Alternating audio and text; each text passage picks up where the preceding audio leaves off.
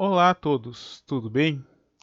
Primeiramente, tendo em vista que minha pesquisa é relacionada à educação matemática, acabei ao longo dessa disciplina desenvolvendo conhecimentos que não são diretamente conectados com o meu tópico de investigação.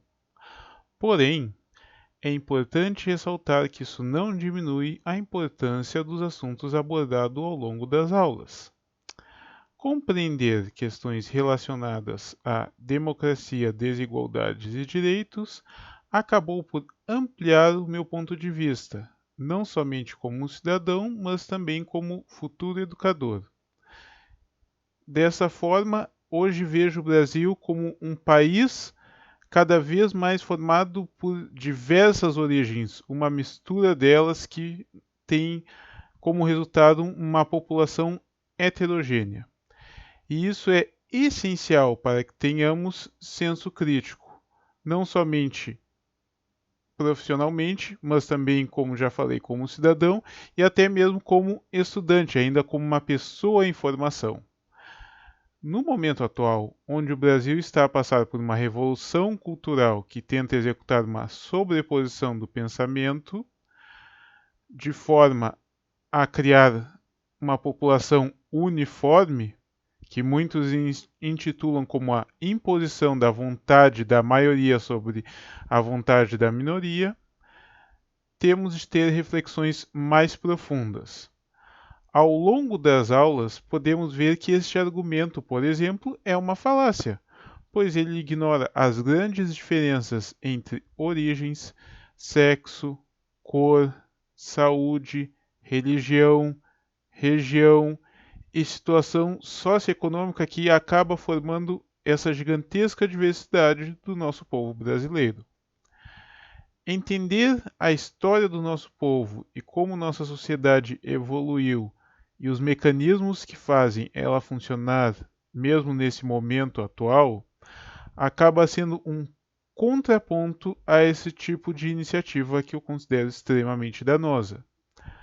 Pensar sobre a luta dos escravos pela liberdade, a dificuldade vivida pelo povo do campo, o esmagamento dos povos indígenas e uma estrutura societal que ainda tem elementos patriarcais muito fortes, e falamos patriarcais por educação, mas podemos dizer elementos machistas, é vital para que possamos superar visões retrógradas que ainda estão presentes no Brasil e que acabam por afetar a vida de toda a população, principalmente das minorias. Também foi possível observar que a luta contra a desigualdade e reparações históricas não acabou e é algo extremamente importante para que tenhamos um país onde grande parte das pessoas tenham acesso às mesmas oportunidades. Existem disparidades enormes que ainda dividem nosso povo, seja até mesmo o local onde se nasce, até mesmo as possibilidades educacionais ao longo da vida de uma pessoa. Isto acaba por ocasionar uma distorção em termos de vivências e experiências, gerando hoje uma classe abastada que não tem empatia, que não compreende aqueles que tiveram poucas oportunidades na vida.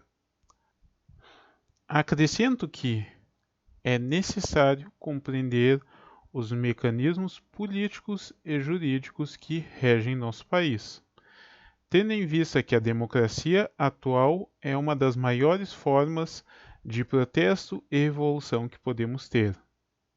Infelizmente, é criada uma narrativa onde cada vez mais a democracia está sendo atacada, é escanteada e o voto em si, um elemento instrumental para o povo demonstrar sua insatisfação com o que está a ocorrer no Brasil e no mundo, cada vez mais está sendo visto como um dever inglório do que um direito benéfico, que foi conquistado ao longo de diversas manifestações ao longo da história. Além disso, a disciplina desencadeou reflexões sobre como as novas formas de uma economia mais dinâmica, ou, como diria o filósofo Bauman, mais líquida, está a impactar as relações de trabalho no Brasil. Direitos que foram adquiridos através de muita luta, suor e empenho por trabalhadores de uma posição socioeconômica menos privilegiada estão sendo sumariamente esmigalhados dia após dia, sob a bandeira de competitividade, empreendedorismo e liberalismo. Dessa forma, os trabalhadores com menos condições acabam sendo os mais afetados pela flexibilização de direitos trabalhistas, pois eles são os trabalhadores com menor poder de argumentação e barganha para garantir melhores condições de trabalho.